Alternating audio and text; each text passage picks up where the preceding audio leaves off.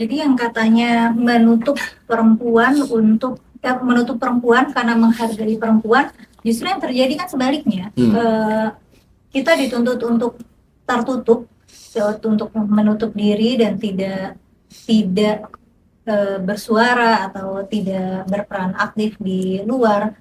Justru karena kita tidak dihargai, karena kita tidak dihargai sebagai manusia gitu. Karena perempuan itu dihargai sebagai objek untuk dipandang. Semua agama itu tidak masuk akal, kecuali bagi yang mengimaninya gitu. Kecuali bagi yang tidak ada agama yang masuk akal kecuali buat yang mengimaninya gitu. Karena kalau kita mengimani agama A, agama B, C, D itu juga nggak masuk akal buat kita gitu. Jadi cuma masuk akal buat yang percaya, cuma terasa masuk akal buat yang percaya. Kita kan nggak terorganisir kayak orang Kristen atau orang Katolik yang mana dia tuh terdaftar sebagai jamaah di gereja gitu loh. Kayaknya terdaftar. Kalau kita kan tidak harus berafiliasi dengan masjid tertentu kan, atau berafiliasi dengan tokoh tertentu kan nggak harus. Jadi kalau misalnya kita Muslim tapi misalnya kita nggak pernah ke masjid, nggak pernah ikut upacara keagamaan Islam apapun, ya itu bisa-bisa aja ya. Secara hukum itu tidak mengikat ya.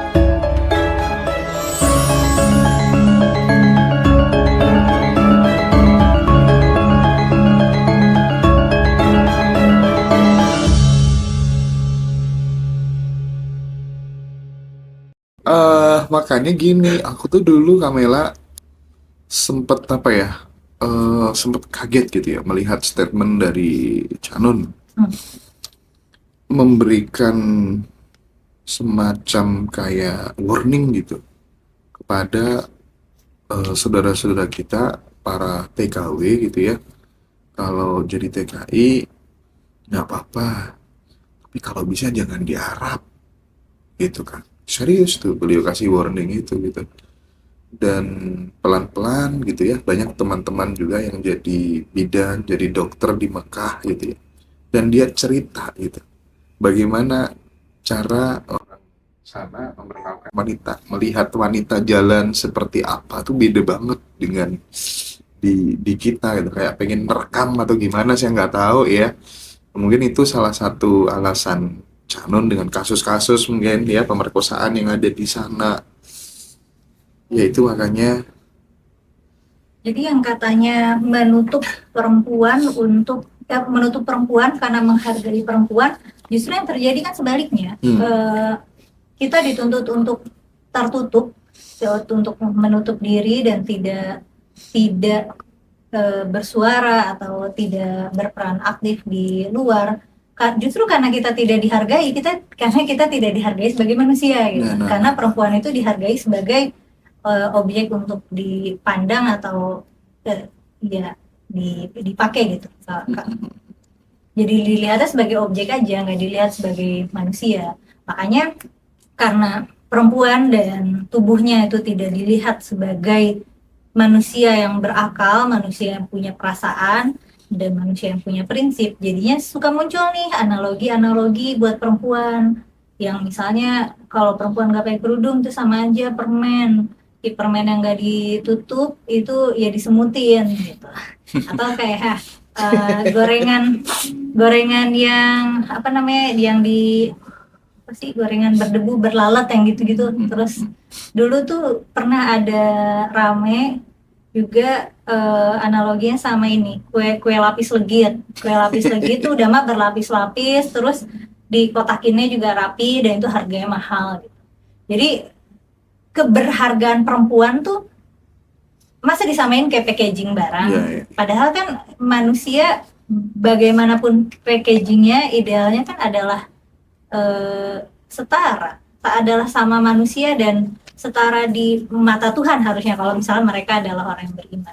Tapi gini, sepengetahuan saya ya, selama saya dan teman-teman ngaji Roso keliling kemana-mana gitu, ada yang lebih apa ya, menampar kesadaran kita semua gitu, bahwa nggak tahu ya, Kak Mela tuh pernah menjumpai teman-teman yang habis dari ibadah haji atau umroh, yang kemudian dia seorang ibu-ibu yang nggak punya suami, terlebih ketika kemudian dia secara body oke, seksi gitu ya, padahal itu tamu Allah katanya kan ya, itu justru mendapatkan perlakuan dari, sekali lagi saya sebutnya sebagai oknum, ya oknum, ya disentuh-sentuh, digesek-gesek gitu. Dan itu cerita langsung ke saya gitu ya. Ada yang risih, ada yang menikmati juga gitu. Gak serius. Jadi case-case seperti itu ternyata terjadi pada saat ritual haji Mbak Mela gitu ya. Dan itu oknum-oknum ya orang Arab. Makanya paling tidak dengan konten ini kita ingin mengirimkan pesan gitu. Tidak semua orang yang wajahnya Arab tuh perilakunya baik gitu loh maksudnya. Iya nggak Iya. kira-kira? Iya, apa namanya, waktu dulu aku pernah punya ART yang dia tuh dulunya TKW di Arab ya. Ada ada dua, satu dia dapet tuan yang galak banget lah, akhirnya dia nggak betah balik. Tapi ada satu yang dia dapat majikannya baik, tapi dia punya temen nih, temennya orang Indonesia juga, dan dia tuh mucikari. Mucikari ya, anak-anaknya tuh ya perempuan-perempuan Indonesia yang misalnya kabur dari rumah majikannya. Jadi dia kerja asisten rumah tangga, terus misalnya dia mau diperkosa atau disakitin sama ibunya, dan ceritanya adalah istri-istri di sana tuh pencemburu banget. Oke.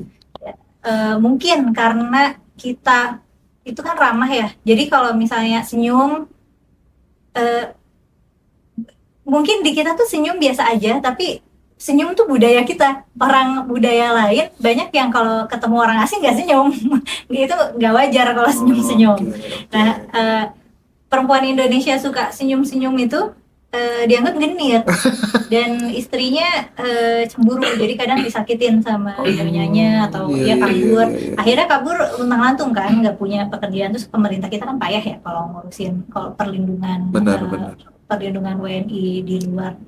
Begitu ini apa namanya, akhirnya ditampung terus jadi mucikari, dan customer-nya ya warga sana. Oh iya. Oke. Terus gimana Kak Mela menjelaskan relasi antara tubuh perempuan gitu ya dan kekuasaan dalam tafsir Islam secara tradisional gitu? Aku rasa tuh kita seringkali fokus pada hal yang esensial ya, termasuk aurat ini, termasuk ada ulama-ulama yang detail banget, misalnya harus ketutup mukanya juga gitu, kecuali satu mata itu ada, harus misalnya tangannya ketutup, kakinya ketutup, dan seterusnya gitu. Ada yang misalnya ini harus ditutup gitu, jadi ini tuh leher termasuk aurat, jadi ada perempuan pakai kerudungnya ke depan, itu kan tidak convenient ya, pasti akan mundur-mundur gitu. Atau belum lama aku nemu ada ulama yang bilang perempuan itu nggak boleh bawa tasnya di pundak, karena nanti pundaknya nyetak gitu, dan itu ya menunjukkan lekuk tubuh. Mungkin iya ada rasa apa ya, laki memerintahkan untuk menutup perempuan itu mungkin memberikan laki-laki ilusi kekuasaan atas perempuan gitu. Itu tutup dong, itu nggak boleh, itu nggak boleh gitu. Makanya yang paling kencang untuk mendakwahkan tutup aurat tuh laki-laki. Padahal kan terlepas dari apakah perempuannya menutup atau tidak, laki-laki tetap punya kewajiban untuk menjaga pandangannya. Dan lagian juga laki-laki yang misalnya ceramah aurat ke perempuan-perempuan, mereka ngakses bokep juga. Orang Indonesia itu termasuk pengakses bokep tertinggi gitu. Jadi kayak paling itu yang ceramah-ceramah aurat juga mereka cuci mata juga di HP-nya, dan itu kan nggak bisa kita lihat. Jadinya itu masuknya ke orang yang munafik tadi, yang berusaha kelihatan suci, berusaha ceramah gitu, ceramahin orang, padahal dia sendiri juga tidak bisa menjaga pandangannya. Tapi harusnya memang kita bisa belajar ya dari tingkat pemerkosaan yang sangat-sangat tidak berimbang antara di Bali dan di Aceh tadi. Sebenarnya kita bisa belajar dari situ gitu ya. Belum lagi kalau misalnya salah satu ulama di Arab ya yang saya pernah bilang gitu ya, bahkan wanita kalau bisa dilarang makan pisang. Kenapa? Oh, karena bisa menimbulkan pikiran Iya, yang... padahal dianya sebenarnya yang ngeres gitu kan ya. Ulamanya yang larang meskipun Di Aceh itu pernah ada larangan perempuan untuk naik motor duduk gini. Oh iya iya iya. Harus gini. Dan alasannya kayak gitu supaya orang nggak mikir macam-macam. Jadi sebenarnya memang yang bermasalah adalah pikiran laki-lakinya. Tapi karena dia nggak bisa mengontrol pikirannya, dia mencoba untuk mengontrol objeknya. Paham. Padahal objeknya ini adalah manusia juga. Oke, kemudian gini, Mbak Mela, pluralisme dan jalan tengah gitu ya. Gimana sih Mbak Mela mencoba untuk membangun spiritualitas yang tidak eksklusif ya, tetapi tetap punya sebuah kedalaman dan akar yang sangat-sangat kuat gitu. Gimana? Kalau urusan pluralitas, bagaimana bisa seinklusif mungkin, aku akan bersikap dengan cara bersandar pada realitas. Jadi misalnya kepercayaan itu kan adalah realitas personal ya, realitas subjektif gitu. Menurut kelompok A Tuhan itu pohon, menurut kelompok B Tuhan itu di langit, menurut kelompok C Tuhan itu apa gitu.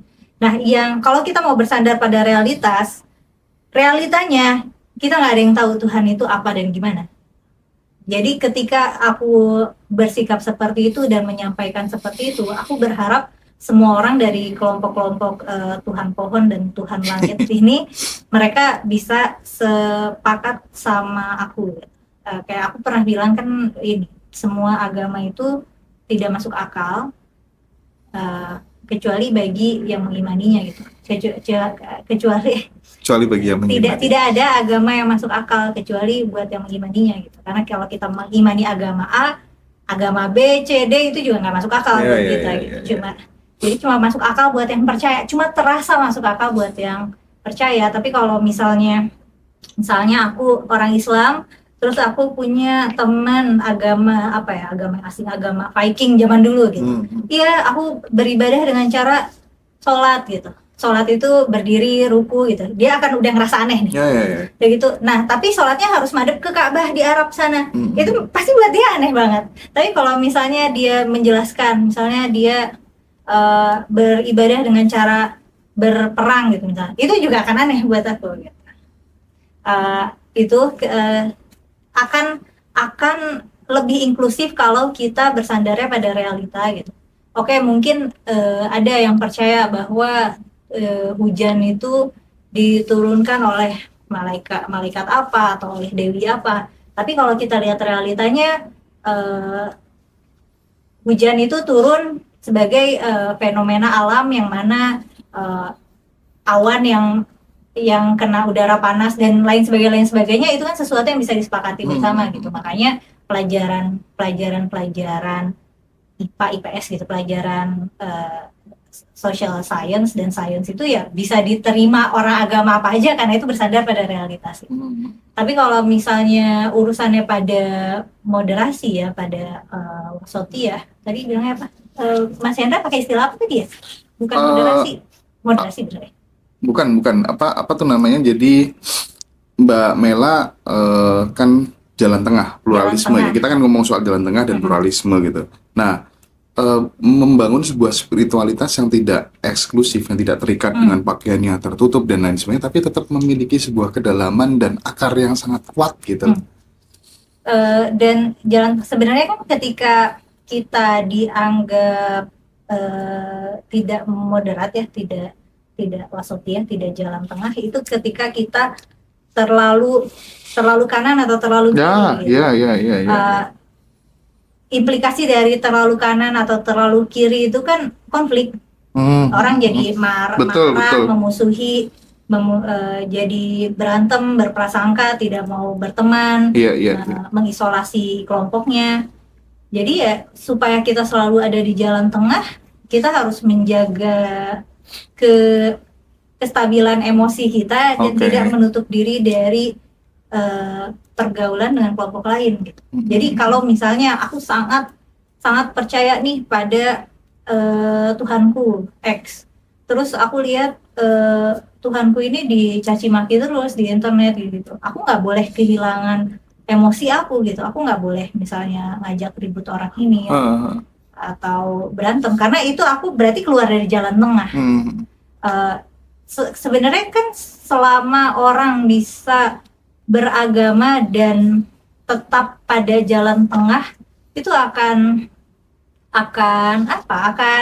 peaceful sekali ya, damai sekali, karena kritik-kritik terhadap konsep agama dan ketuhanan, karena itu adalah konsep-konsep yang abstrak dan terus beradaptasi sepanjang zaman, itu adalah objek kritik yang tidak akan berhenti selama-lamanya gitu. Jadi kalau kita mengancam, ini kalau misalnya nggak suka sama agama atau nggak suka sama ajaran agama, sama Tuhan ini kita kita binasakan saja gitu, di persekusi. Justru kayak gitu malah menunjukkan bahwa kita adalah representasi umat beragama yang jelek gitu.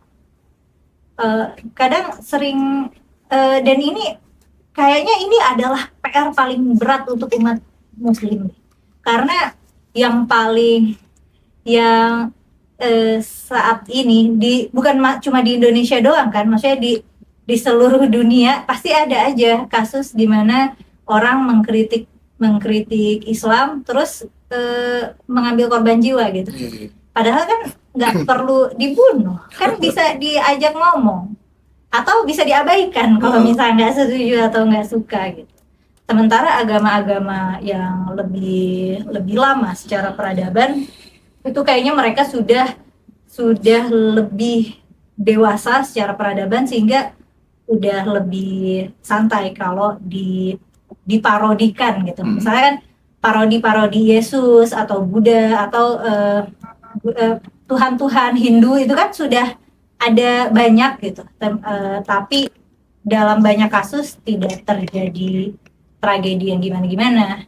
Tapi kalau misalnya itu menyangkut pada umat Islam, itu kayak langsung ada korban jiwa gitu.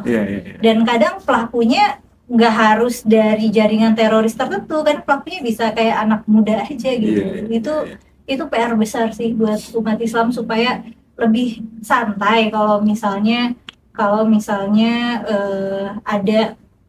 ada kritikan ataupun hinaan ya, termasuk dari internal Islam sendiri. Ini yang bikin intelektualitas studi Islam tuh nggak maju-maju, karena para ulamanya tuh takut. Mereka takut berpikir sendiri, akhirnya ngutip lagi kitab-kitab abad kapan tahu, ngutip lagi menurut pendapat ulama ini gitu. Padahal ulama itu hidup udah ratusan tahun lalu, udah 1000 tahun lalu gitu, yang udah benar-benar udah nggak napak tanah sama kita gitu, udah nggak menghirup udara yang sama kayak kita. Ulama-ulamanya nggak berani membuat pemikiran baru yang lebih relevan buat kita, dan kalaupun ada, biasanya memang resistensinya tuh kuat sekali. Inilah makanya penting ya sekarang muncul teman-teman yang aku menyebutnya sebagai Islam 2.0 gitu ya. Apa tuh Islam 2.0? Islam 2.0 itu ya kayak dirimu, kayak Abu Marlo, kayak udah upgrade Karim, gitu ya? udah upgrade ya. Tapi bener loh ya bahwa Islam hadir sebagai agama terakhir tuh kayaknya memang udah oke, udah pas gitu. Bayangkan kalau kemudian Islam tidak hadir sebagai agama yang terakhir. Kasihan ya, baru bangun Borobudur gitu, FPI datang. Ya nggak sih kira-kira. Bongkar. Dibongkar paksa kan Bongkar. akhirnya. Nah, kemudian ini Mbak Mela, apa mungkin nggak sih menjadi seorang Muslim tapi tanpa terikat, tidak menjadi bagian dari sebuah institusi Islam? Kalau Islam mah bisa-bisa aja ya. Kita Oke. kan nggak terorganisir kayak orang Kristen atau orang Katolik yang mana dia tuh terdaftar sebagai jamaah di gereja gitu loh. Kayaknya terdaftar. Kalau kita kan tidak harus berafiliasi dengan masjid tertentu kan, atau berafiliasi dengan tokoh tertentu kan nggak harus. Jadi kalau misalnya kita Muslim tapi misalnya kita nggak pernah ke masjid, nggak pernah ikut upacara keagamaan Islam apapun, ya itu bisa-bisa aja ya. Untungnya secara hukum tuh tidak mengikat ya. Oke. Terus kan misalnya kayak aku juga memilih untuk nggak pakai kerudung, itu kan bisa-bisa aja. Karena kan kerudung itu kan bagian dari identitas keislaman juga. Oke.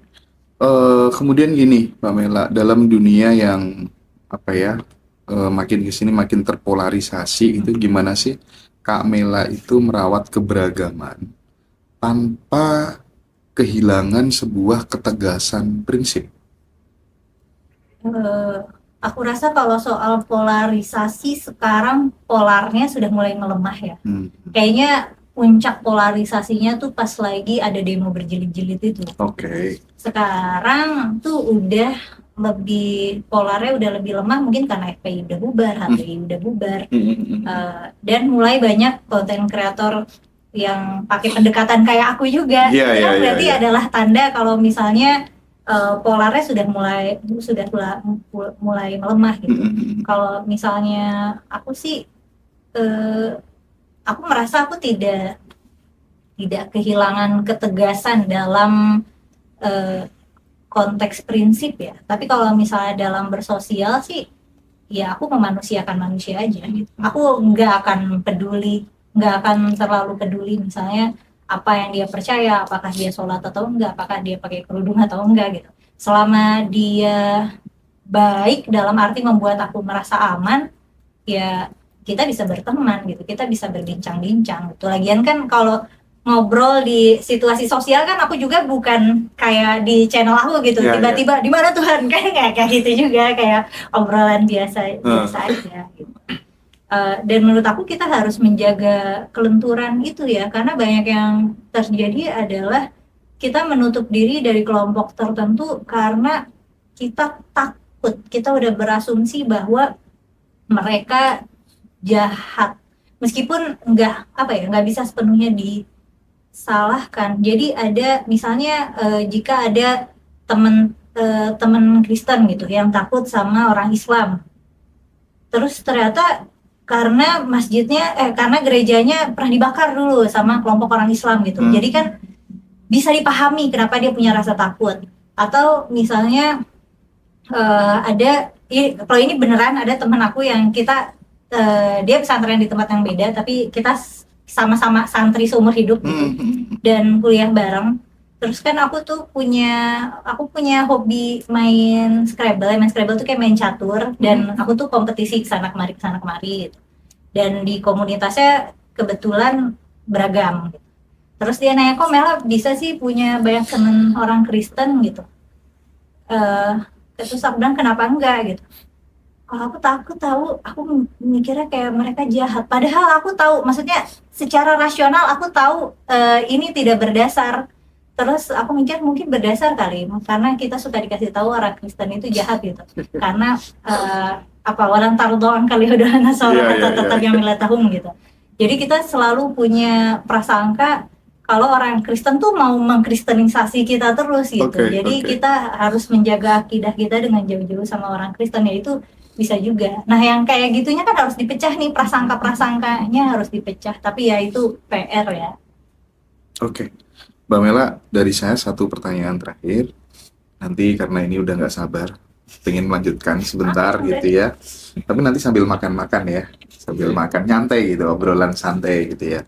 Satu pertanyaan terakhir untuk Mbak Mela, pesannya apa sih untuk teman-teman yang apa ya, remaja, generasi muda, adik-adik kita itu Mbak Mela, yang sudah merasa jenuh dengan agama, nggak tahu jenuhnya kenapa gitu ya, tapi tetap haus akan makna spiritualitas yang sejati. Itu pesannya apa? Eh, kalau aku nggak tahu apakah kalau situasiku waktu muda bisa berguna ya jika aku pakai buat nasihat sekarang, karena lagi aku muda juga aku banyak banyak resahnya, tapi aku memuaskan keresahan itu dengan mengikuti keingintahuan aku banyak baca buku.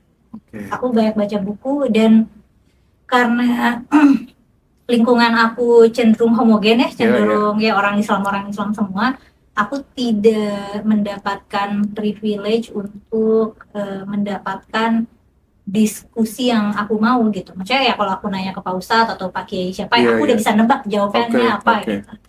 Jadinya aku menambah perspektif itu dengan baca. Iya. Oke, baik. Kita break dulu Mbak Mela, makasih ya. Oke.